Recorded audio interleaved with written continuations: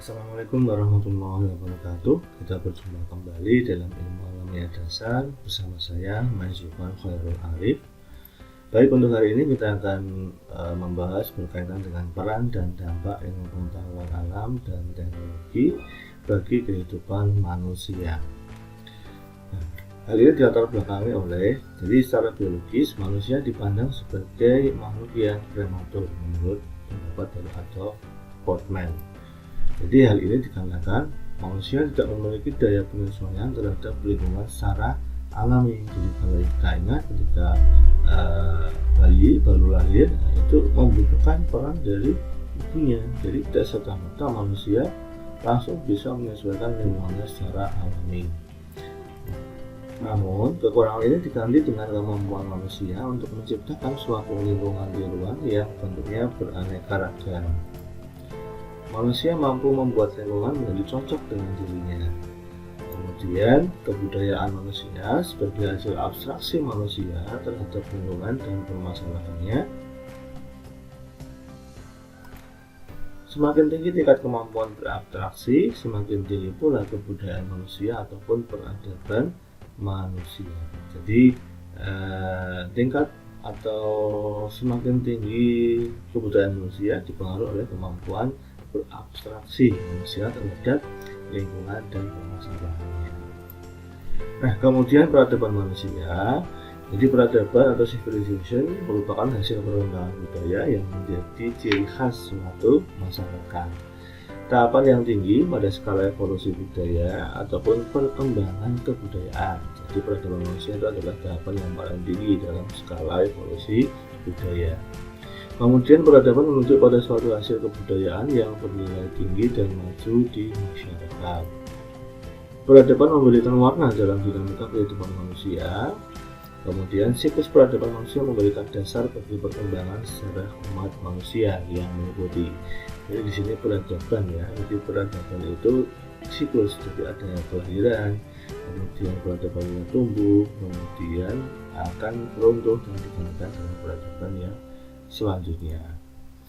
Nah, hal ini peradaban manusia diawali sama peradaban Yunani ya. Jadi kenapa serba Yunani? Mungkin ketika kita belajar di perkembangan ilmu pengetahuan, karena di bangsa Yunani itu adalah bangsa yang mampu menyusun dan mendokumentasikan ilmu pengetahuannya secara sistematis, sehingga diakui dunia bahwa awal mulanya atau perintisnya adalah bangsa Yunani. Jadi peradaban ini biasa kita kenal dengan peradaban Yunani kuno. Peradaban ini mulai abad 8 sampai 6 sebelum Masehi, lalu berakhir pada zaman kuno dan dimulainya abad pertengahan awal yang mencapai puncaknya pada periode Yunani klasik. Peradaban ini memberikan pengaruh pada bangunan-bangunan di Indonesia. Jadi pengaruhnya apa terhadap di Indonesia seperti itu? Jadi peradaban ini lebih banyak ke bangunan-bangunan yang ada di Indonesia seperti museum dan bentuk pemerintahan. Selain itu juga Indonesia menganut paham demokrasi yang dipengaruhi oleh negara-negara polis seperti Athena yang juga menganut paham yang sama pada masanya. Jadi demokrasi sudah ada sejak dulu. Jadi kita mengadopsi sistem pemerintahan demokrasi itu dari peradaban Yunani. Salah satunya juga adalah tukar cincin. Nah, tukar cincin merupakan salah satu hasil dari peradaban Yunani. Jadi kalau kita perhatikan di masyarakat ketika mau tunangan atau lamaran, ada sesi tukar cincinnya terlebih dahulu. Nah, ini merupakan adopsi dari peradaban Yunani. Nah, ini kalau kita perhatikan ini adalah bentuk-bentuk gedung hasil peradaban Yunani. Kalau kita perhatikan gedung-gedung pemerintahan yang berkaitan dengan hukum ya, terutama banyak yang memakai pilar-pilar di terasnya seperti ini. Jadi kalau ada pilar-pilar banyak itu adalah hasil dari peradaban atau contoh dari peradaban Yunani. Kemudian peradaban Yunani runtuh dikenal dengan peradaban Romawi kuno. Beberapa pengaruh peradaban Romawi terhadap peradaban Indonesia adalah perayaan tahun baru yang di Romawi merupakan upacara penyembahan terhadap Dewa Janus. Jadi tahun baru misalnya ada romba dan sebagainya. Nah, itu adopsi dari perayaan tahun baru yang ada di Romawi sebagai upacara penyembahan terhadap Dewa Janus. Jadi dalam mitologi Romawi, Dewa Janus digambarkan sebagai dewa yang memiliki dua wajah dan menghadap ke dua arah yang berbeda. Yang satu menghadap ke masa silam atau masa lalu, dan yang satu menghadap ke masa depan. Hanya itu, Indonesia juga menerapkan hari libur yang jatuh setiap hari Minggu yang ternyata dalam masyarakat Romawi digunakan sebagai hari penyembahan dewa matahari. Ya. Jadi ada beberapa di Indonesia yang liburnya di hari Minggu, namun kalau kita perhatikan di lingkungan kita banyak juga yang libur di hari Jumat. Kemudian Romawi runtuh digantikan dengan peradaban Mesir.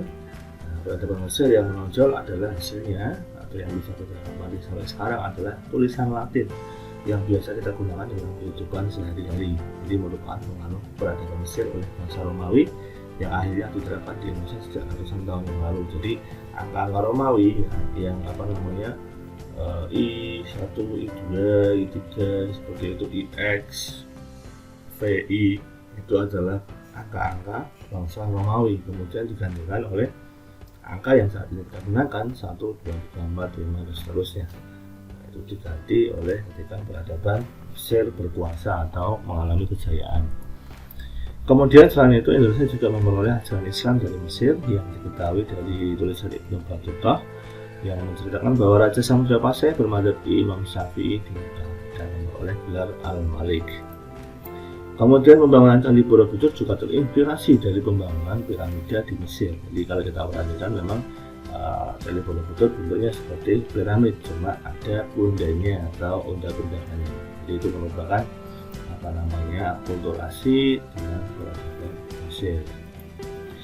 Kemudian ada peradaban Cina. Dalam perkembangannya, peradaban Cina ditandai dengan berdirinya beberapa dinasti, mulai dari dinasti Xia, Shang, Zhou, Qin, Han, Sui, Tang, Sung, Mongol, Ming, dan dinasti Manchu. Beberapa dinasti tersebut berperan penting dalam mempengaruhi peradaban di Indonesia. Memang untuk negara Cina atau Tiongkok itu akulturasinya sangat kental dengan bangsa kita, bangsa Indonesia. Apa saja? Jadi salah satunya adalah ekspedisi maritim yang dipimpin oleh Laksamana Cheng Hu dari dinasti Ming yang membawa ajaran Islam dalam ekspedisinya di Pulau Jawa dan Sumatera. Jadi mungkin kalian sudah tahu ceritanya ya. Ketika itu ada Cheng Hu sedang memimpin pasukannya berlayar, kemudian mengalami suatu kendala, kemudian harus menepi di daerah Semarang yang sekarang jadi kuil Sampokong. Nah, kemudian di situ akhirnya ada beberapa anak buahnya yang menetap, ya, sehingga membawa ajaran Islam di sekitar Semarang pesisir ya. Jadi kalau kita perhatikan mungkin dulu kuil Sampokong itu merupakan, kalau pernah ke Semarang ya, merupakan lautan atau pesisir ataupun pantai. Jadi waktu itu mereka menepi kemudian beristirahat sejenak di pesisir utara Jawa. Kemudian membawa ajaran Islam yang diajarkan ke masyarakat. Samana Cheng Hu. Kemudian selain itu mengenai peradaban Cina yang sangat dekat dengan kehidupan sehari-hari masyarakat Indonesia adalah masakannya ya, masakan dan kebudayaan seperti barongsai dan sebagainya. Dan juga ingat barang-barang dari Cina banyak di Indonesia ya, jadi sangat erat sekali hubungannya antara Indonesia dengan Cina. Kemudian peradaban Sungai Gangga ini adalah bisa dikatakan sebagai awal mula masyarakat Indonesia mengenal ajaran agama Hindu. Agama Hindu sendiri adalah agama yang dianut oleh bangsa Arya yang mendukung peradaban Sungai Gangga ini. Di Indonesia sendiri, agama Hindu sudah menjadi agama yang diakui. Beberapa masyarakat Indonesia yang menganut agama ini pasti mengenal sistem kasta dan menganut Trimurti atau 3 dewa dan menjadikan kitab Weda sebagai kitab sucinya. Nah, ada beberapa hal yang diambil oleh masyarakat kita yang merupakan hasil dari peradaban Sungai Gangga. Salah satunya adalah bangunan Masjid Demak. Nah, bangunannya apa? Jadi Masjid Demak itu akulturasi dari Hindu ke Islam ya. Jadi dilihat dari arsiteknya, kemudian waktu itu jadi kental dengan akulturasi antara Hindu dengan Islam. Jadi waktu itu memang Wali Songo sangat memegang erat toleransi agar masyarakat mudah untuk diajari agama Islam. Kemudian undang-undang dupa, kepercayaan terhadap jimat, cerita pewayangan Mahabharata, dan masih banyak lagi. Kemenyan Jono Jawa kayaknya ya. Jadi ini adalah akulturasi dari peradaban Sungai Gangga.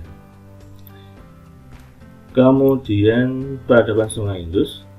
Penduduk asli di masa peradaban ini adalah bangsa Dravida yang juga meninggalkan beberapa benda-benda bersejarah seperti tembikar, artefak, periuk, perhiasan dari logam, hingga peralatan makan. Pengaruh peradaban ini pada peradaban masyarakat Indonesia antara lain adalah upacara adat yang menggunakan menyan, sesaji, perhitungan hari upacara kematian, dan penggunaan bahasa Sanskerta. Selain itu adanya penggunaan batu nisan dengan proklamasi India pada makam raja-raja Islam ya. Jadi mohon maaf tadi menyan, ternyata dia bukan dari Jawa ya, merupakan peradaban dari Sungai Indus.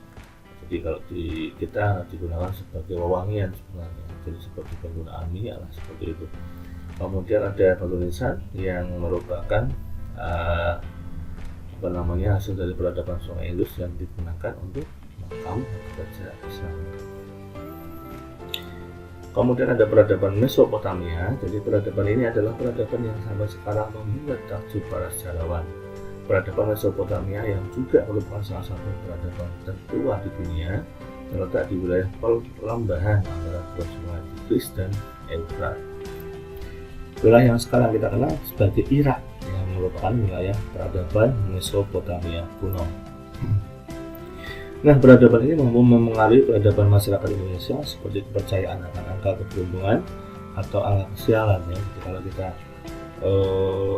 13 itu kita anggap sebagai angka sial, atau mungkin ada tanggal-tanggal tertentu, tanggal kalian lahir itu kalian anggap sebagai angka keberuntungan. Kepercayaan seperti itu merupakan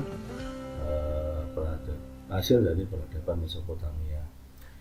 Upacara dalam agama Kristen seperti prosesi pembaptisan seseorang itu juga merupakan hasil dari peradaban Mesopotamia. Nah, tadi peradaban. Sekarang kita bicara teknologi. Jadi dalam dinamika sosial masyarakat sangat ditentukan oleh dinamika perkembangan sains, teknologi, dan seni. Jadi kenapa kok ini cepat berkembang pesat? Jadi waktu itu memang perkembangan sainsnya luar biasa.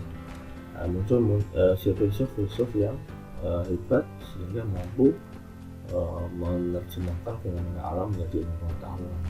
Nah, ini sangat dipengaruhi oleh perkembangan sains, teknologi, dan seni pada masa itu. Jadi setiap inovasi teknologi diciptakan untuk memberikan manfaat positif untuk kehidupan manusia. Tidak ada yang memberikan manfaat negatif. Juga adalah dampaknya dari teknologi. Namun tidak dipungkiri bahwa kemajuan teknologi juga mendatangkan akses negatif bagi penggunanya. Nah, sebenarnya apa itu teknologi? Jadi teknologi secara umum diartikan sebagai alat perlengkapan dan metode membuat sesuatu. Teknologi adalah suatu cara untuk teknik memproduksi atau membuat sesuatu yang lebih mengembangkan keterampilan manusia. Itulah yang disebut dengan teknologi. Jadi pada dasarnya teknologi adalah ilmu terapan. Itu juga mendorong diciptakannya atau ditimbulkannya ilmu pengetahuan yang lebih maju. Kemudian kita lihat fase-fasenya teknologi. Ada beberapa fase, yaitu fase destruktif, kemudian fase konstruktif, dan fase modern. Jadi kalau kita perhatikan untuk fase destruktif di sini adalah pada fase ini untuk memecahkan segala permasalahan dan kebutuhannya manusia langsung mengambil dari alam. Tidak ada usaha untuk mengembalikannya ke alam. Jadi destruktif, merusak, destruksi, merusak alam. Jadi langsung mengambil dari alam, tidak ada upaya atau cara untuk mengembalikannya kembali. Kemudian berkembang menjadi fase konstruktif, di mana masyarakat pada fase ini telah mampu melakukan penciptaan sehingga menghasilkan kebudayaan baru yang sebelumnya tidak terdapat di alam. Manusia mampu menciptakan lingkungan baru yang selalu bermodalkan alam sekitar atau the second nature, seperti sawah mungkin atau kebun binatang. Nah, itu merupakan menciptakan lingkungan baru bermodalkan alam sekitar. Kemudian berkembang menjadi fase modern. Fase ini merupakan puncak perkembangan teknik atau teknologi yang telah dicapai manusia. Teknik modern ini berdiri tolak pada analisa matematis alam, sehingga manusia mampu membangun suatu peradaban baru, yaitu peradaban mesin. Ciri dari peradaban mesin diantaranya adalah kesatuan bahasa internasional sebagai bahasa pengantar dan diciptakannya bahasa simbol yang baru, seragam, dan internasional, yaitu bahasa matematika. Jadi untuk mesin-mesin, pembuat mesin itu diawali dari kalian harus pintar atau mahir matematika ya, matematika dan fisika terutama yang berkaitan dengan mesin. Nah, dan ini dipelajari oleh seluruh teknisi yang ada di dunia. Jadi sifatnya seragam dan internasional. Nah, itu fase-fase teknologi. Kemudian untuk tingkatan teknologinya ada beberapa tingkatan. Yang pertama yang paling tinggi adalah teknologi tinggi atau high-tech teknologi. Suatu jenis teknologi mutakhir yang dikembangkan dari hasil penerapan ilmu pengetahuan terbaru. Contohnya yang kita nikmati sampai saat ini ya, komputer, laser, bioteknologi, satelit komunikasi, itu adalah contoh-contoh dari high-tech. Ciri teknologi tinggi adalah padat modal, modalnya besar, didukung fasilitas riset dan pengembangan, biaya perawatan tinggi, keterampilan operator yang tinggi, dan masyarakat penggunanya ilmiah. Itu adalah ciri-ciri dari teknologi tinggi. Kemudian yang kedua ada teknologi media, suatu jenis teknologi yang dapat dikembangkan dan didukung masyarakat yang lebih sederhana dan dapat digunakan dengan biaya dan kegunaan yang paling menguntungkan. Cirinya adalah tidak memerlukan modal yang terlalu besar dan tidak memerlukan pengetahuan baru karena telah bersifat rutin yang sudah diketahui oleh masyarakat tertentu. Penerapan dari teknologi media ini bersifat setengah padat modal dan padat karya. Unsur-unsur yang mendukung industrinya biasanya dapat diperoleh di dalam negeri dan keterampilan pekerjanya tidak terlalu tinggi pada teknologi media. Kemudian ada teknologi tepat guna. Pada umumnya sebagai teknologi media dengan tingkatan yang lebih sederhana. Jadi kalau lebih sederhana itu adalah teknologi tepat guna. Teknologi ini dicirikan dengan skala model kecil, peralatan yang digunakan sederhana, dan pelaksanaannya bersifat padat karya. Biasanya dilakukan di negara-negara berkembang karena dapat membantu perekonomian di pedesaan, mengurangi urbanisasi, dan menciptakan tradisi teknologi dari tingkat yang paling sederhana. Kemudian teknologi tepat guna juga sering disebut dengan teknologi pedesaan, rural teknologi, atau teknologi pribumi, jenis teknologi.